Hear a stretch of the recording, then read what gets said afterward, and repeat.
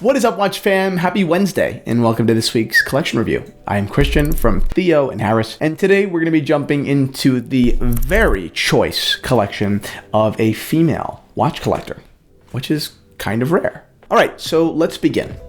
It is no secret that the watch fam is a boys club, a sausage fest, a meat wave, a testicle festival. It's a world of wieners. And while Theo and Harris was co-founded by our wonderful editor, Anna, who is a female, there's no denying that the watch community, for no good reason, is almost totally without women. You can count on one hand, maybe two, of notable women in the watch community, or not by merit, but by like how popular they are or anything like that. I mean, they don't really exist. So for me, and I've known Paige for over a year, to bring her collection, which is it's going to put so many collections to shame, frankly, in thought, in value, and in overall quality, and almost on all these facets. This collection is a monster.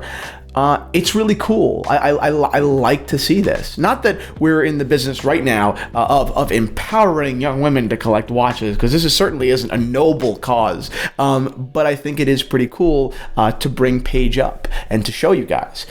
Some of you guys out there who, in your comment section, I know you guys are the worst sexist and worst people out there. But because it's the truth. Anna gets on the camera sometimes. People are like, "Get that woman off the camera. Women shouldn't be on YouTube. They should be in the house, not voting." It's the truth. Read our comments section. We have wonderful fans as well. I love our fans. I love TNH fans. I think it's going to add a wonderful perspective that isn't necessarily so obvious. So let's do it. Where to begin? 1984, when Paige's father gifted his wife, Paige's mother, a yellow gold Rolex Oyster Perpetual. This watch, a beautiful watch, a small woman's perpetual with this wonderfully dainty but still super Rolex yellow gold Jubilee bracelet.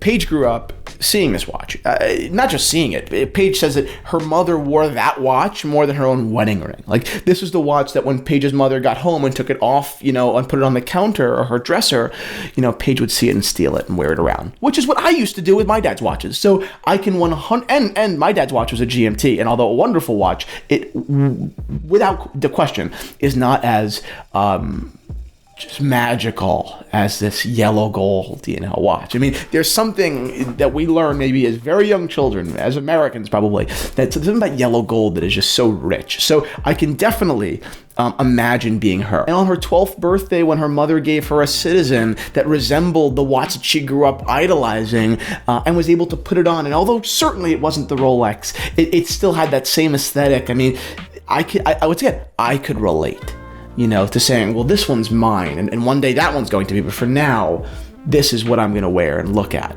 And I think that even if it's not the most wonderful watch, getting a watch on the wrist of a young person, or on anyone, but particularly a young person, really, I think, solidifies it into, their daily routine and what is necessary for an outfit.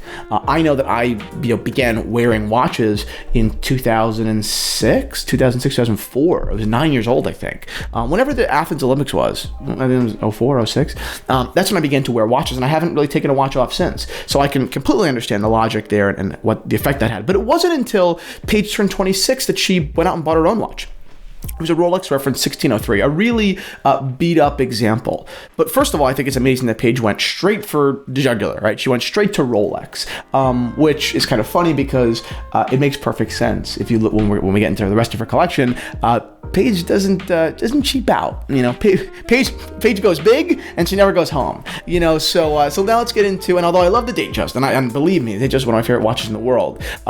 Let's get into how that Datejust began this pattern of watch collecting. Not all too long after that 1603 came one of the first watches, actually the first watch I ever saw Paige own.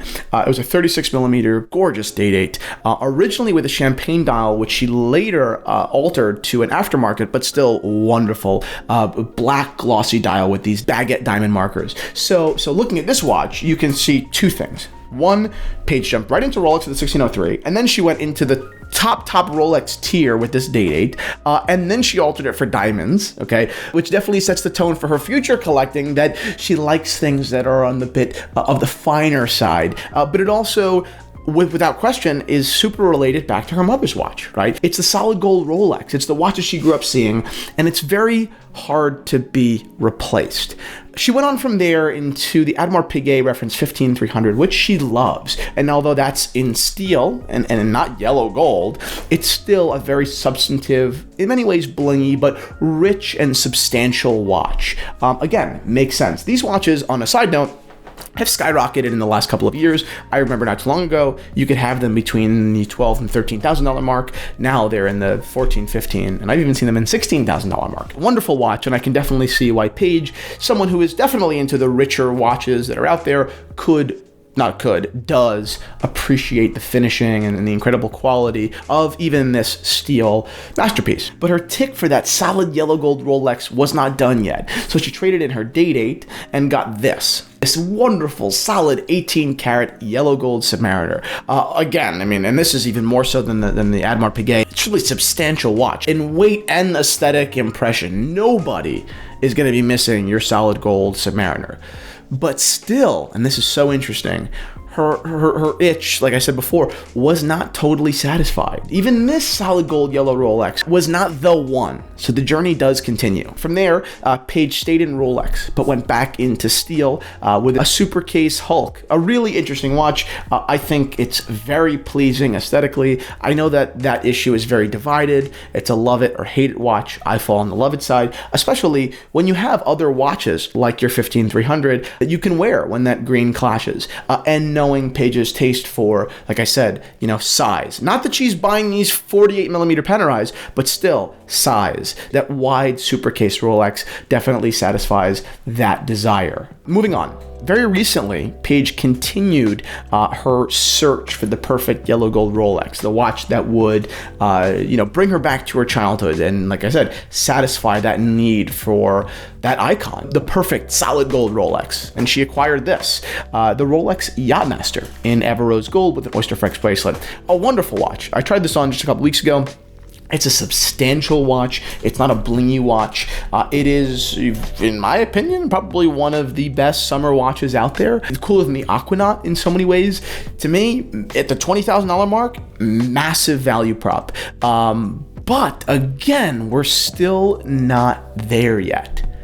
Now, it was quite recently, for Paige's 30th birthday, that she found a watch that she didn't know existed. It was the Rolex Reference 116238, a Datejust, a 36mm Datejust with a beautiful Jubilee bracelet, but in yellow gold. I mean, this was the 36mm version. This was the modern version, mid-size version of the watch that she grew up idolizing.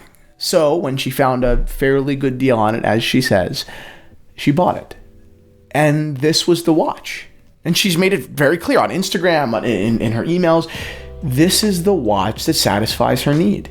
And I think that is so cool, not just because it's the journey to find that perfect yellow gold Rolex, but what it means and how many ways that she tried to find that and satisfy that desire throughout the years.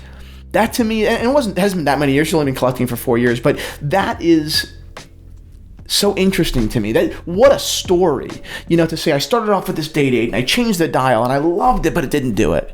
So then I went to the yellow gold Submariner. I loved it, but it didn't do it. Then I went to the rose gold Yachtmaster and I love it, whether I have it or not in the future, but it didn't do it.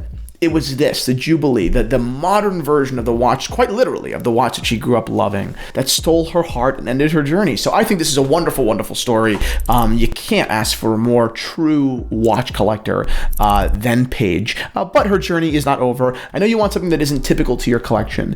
And I know you're interested in a chronograph. And I know your passion for interesting nuances and things. So I'm going to go ahead and recommend a Gavril Tribeca. And in steel or yellow gold. I know the yellow gold is a ridiculous watch, right? It's quite expensive. You're probably falling around that $4,000 mark, whereas Gavril Tribeca is probably, threes, 3 to 4. But still, that $4,000 mark is a ton of money for a watch that most people think is ridiculous. But Paige and I both agree that the Gavril Tribeca, a total Paul Newman 6263 ripoff, it's an interesting watch. The watch was created back in in the 1990s. This was before the massive Paul Newman boom. It was really more so of an homage from Gevril to their favorite Rolex. And in retrospect, we say, it was just an homage. And yes, of course it was, but it was also a Babe Ruth pointing his bat moment. So I say, go for that. Someone who is so interested in conversation and talking about watches and nuances and having even debate. I know how active Paige has been on internet, watch debates.